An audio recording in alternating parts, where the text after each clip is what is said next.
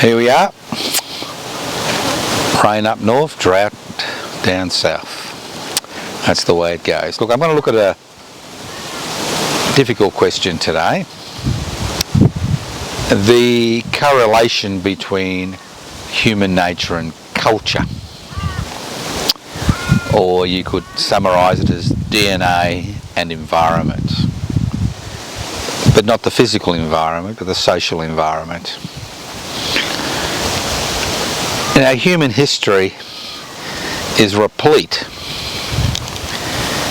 with examples of cultures which have sprung up and died. Cultures that we would find totally unacceptable today. And obviously there are cultural practices around the world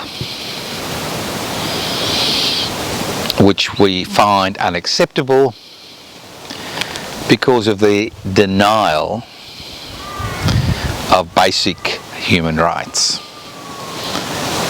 So we spoke about empathy last time and human nature. This time I'm interested in how culture defines us. And those of you that have travelled will realise that all human beings are not the same. Not just in terms of physical appearance or colour or language spoken or religion or followed or not followed, but in terms of the cultural norms which they accept as fundamental to their way of life. See, if you look at DNA, there's exceptionally small differences between human beings. We see even one small change can result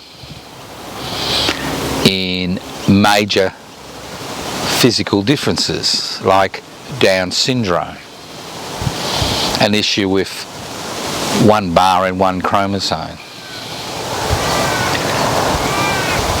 Now, we can look at previous cultures and current cultures. We can look at our own culture.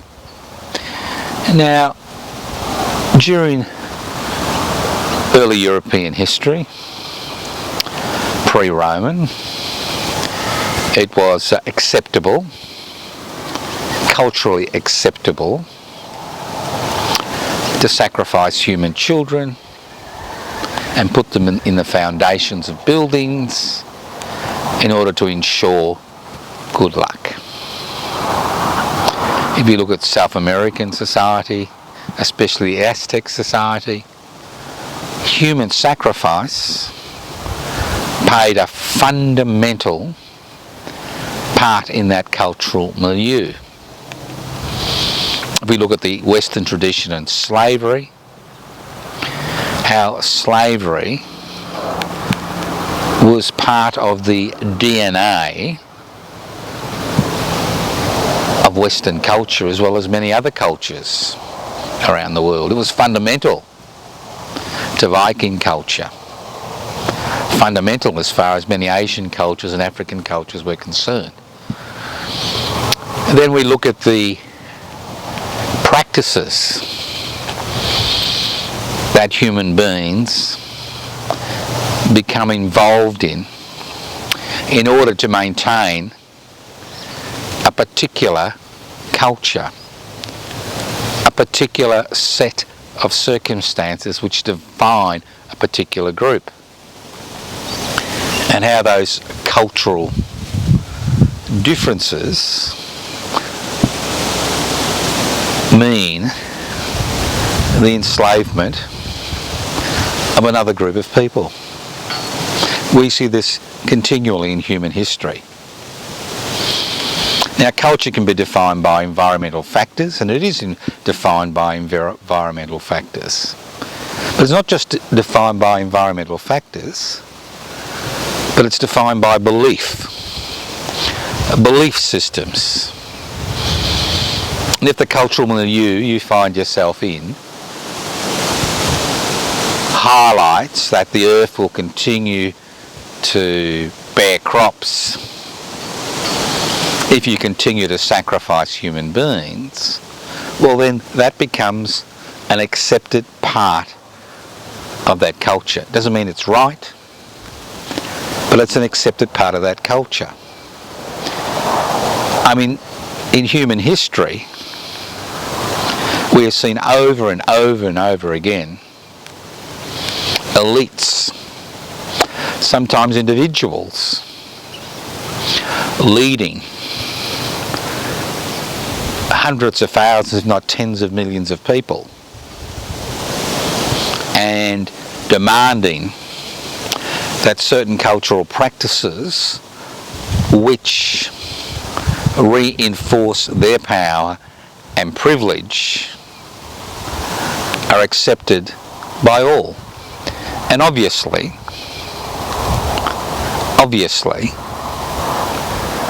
what happens in a hierarchical society, the more power and you exercise and the more wealth you're able to gather around yourself, the more impact you have on other people.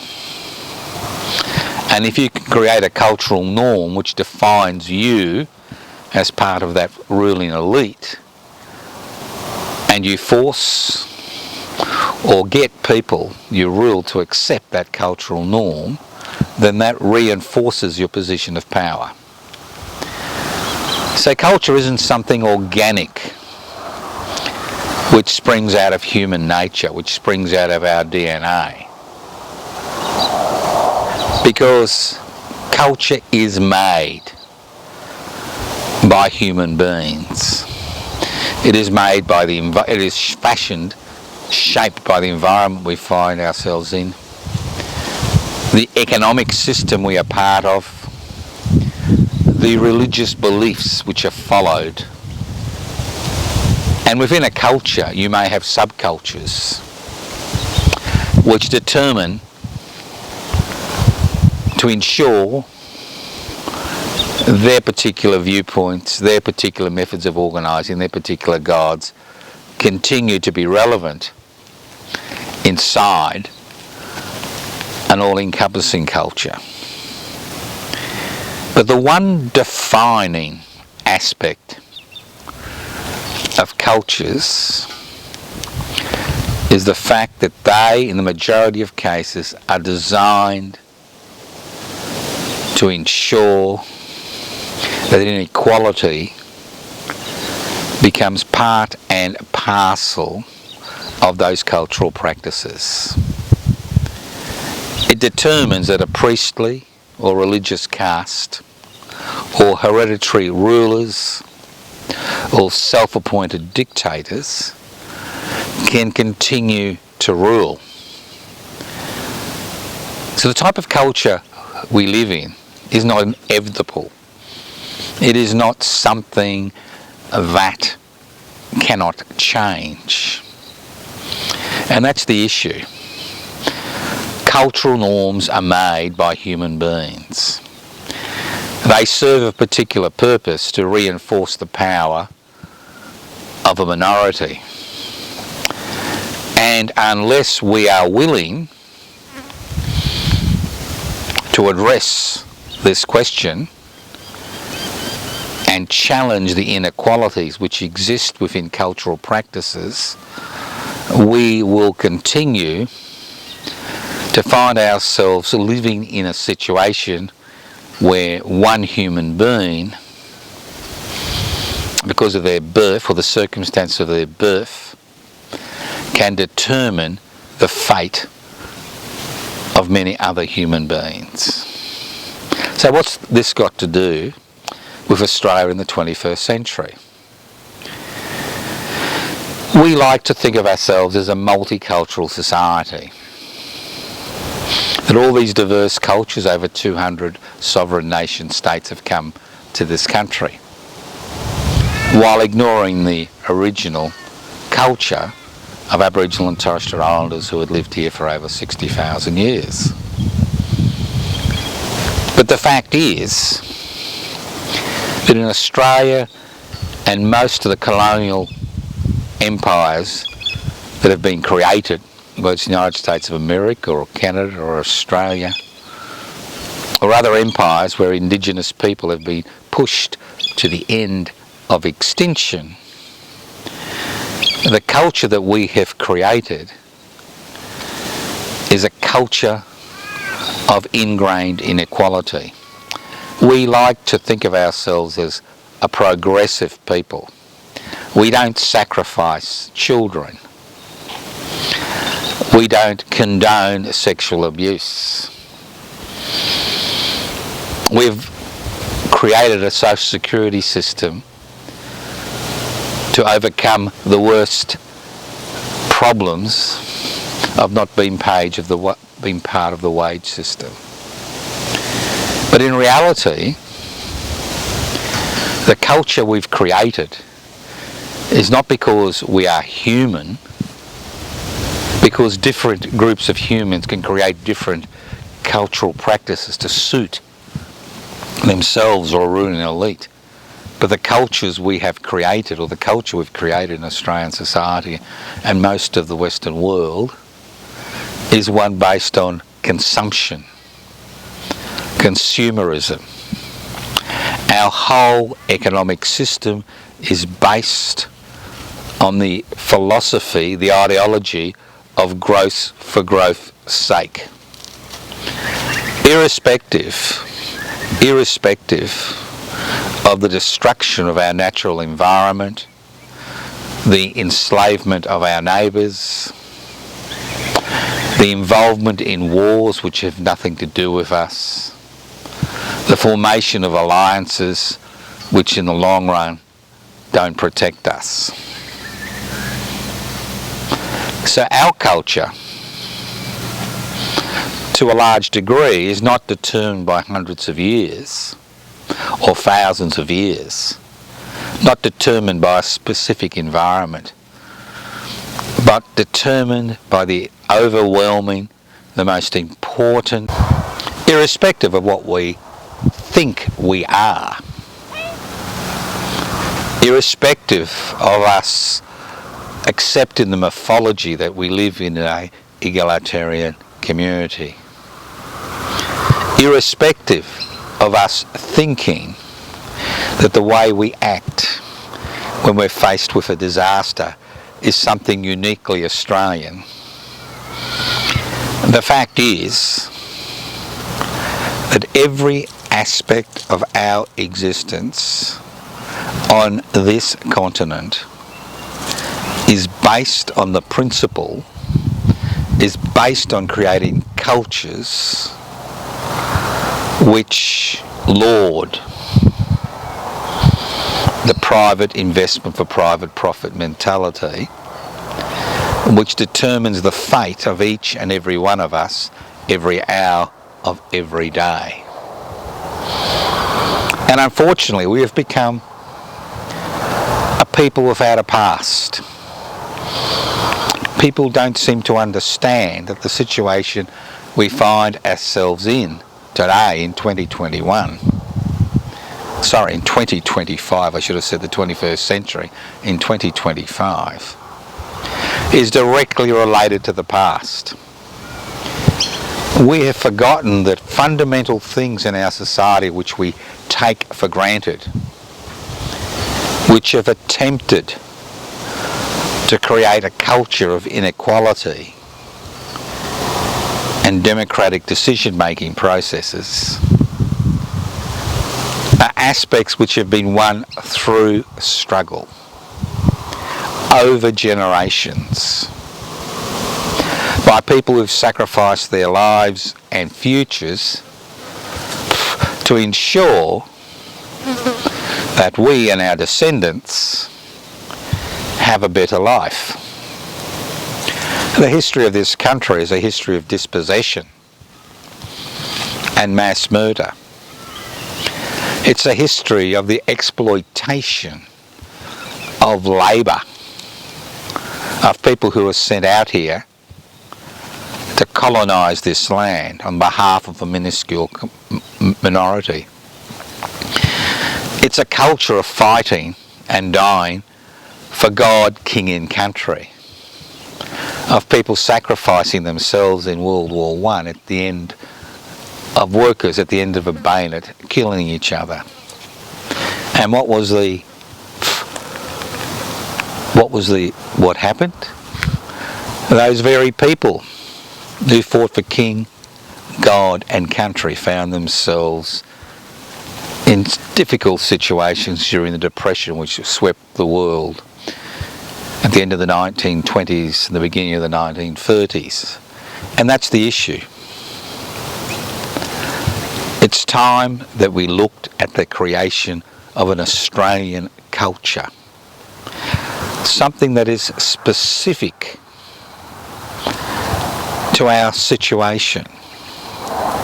In an era of mass communication, instant communication, in an era that takes no interest in facts, it's very easy to create alternative scenes which have nothing to do with reality and which strip those among us of what few rights and liberties we enjoy in this country.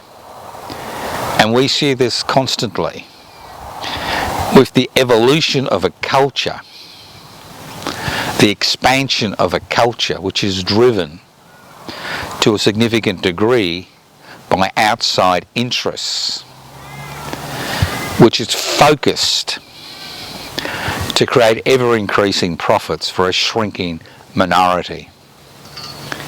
Everything that we've experienced in the first 25 years of the 21st century has reinforced the power of that minority. And it has reinforced that power because the culture we aspire to is one which is based on accumulation of wealth and consumption, because in a private investment for private profit society, the only way to achieve security, personal security and security for the people around you, is to acquire that wealth at the expense of those around you. And that is the Australian way. This is not an egalitarian society. It is not a land of milk and honey. It is not a land of democratic freedom. It's a land which has been invaded by a culture which destroys our environment, which promotes the interests of a minuscule minority, which marginalises more and more of us, which marginalises the outsider, those who speak a different language, different gender, different sexual orientation. It's a culture which is ultimately based on hate. Not acceptance, but hate. Hate of the other. This is nothing new. We see this over and over again. But in the 25th year of the 21st century, we have the capacity to resist these cultural influences in terms of how we live, what we consume, what decisions we make, and what aspects of what is described as Australian culture we accept and what we don't accept. Culture is a human construct. It is not a God-given right. It is not an economic right. It's a human construct which in the majority of cases isolates people from each other. It creates differences which have nothing to do with human nature. which have nothing to do with existence, but which those who exercise power and accumulate wealth use to divide and rule us. These are things that may seem minuscule in our day-to-day existence, but ultimately try to live without 6 weeks' wages or 6 weeks' social security benefits in this country and see what happens to you and the people around you who you're responsible for. Because ultimately, a private investment for private profit driven culture is ultimately a deaf culture. A death of the individual, death of empathy, destruction of the environment. Think about it. Cultural practices can change, and they do change to fit changing circumstances. And as circumstances change, we need to have cultural independence, not just from outside sources, but cultural independence from the very people who exercise power and accumulate wealth in Australia.